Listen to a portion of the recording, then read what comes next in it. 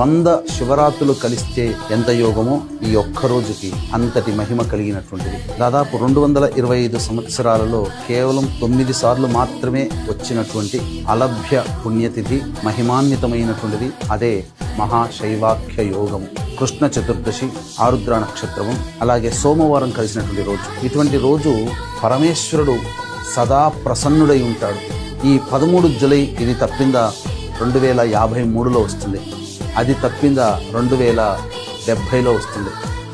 కాబట్టి వీక్షించేటువంటి ప్రేక్షకులు శివానుగ్రహం కోసం ఈ రోజున దగ్గరలోని శివాలయంలో అభిషేకము, అర్చన, వీలైతే అన్నాభిషేకము జరిపించండి. మీ సంకల్పం కార్తీక మాసం లోపల ఆ పరమేశ్వరుని యొక్క దివ్య అనుగ్రహంతో తీరుతుందని చెప్పవచ్చు.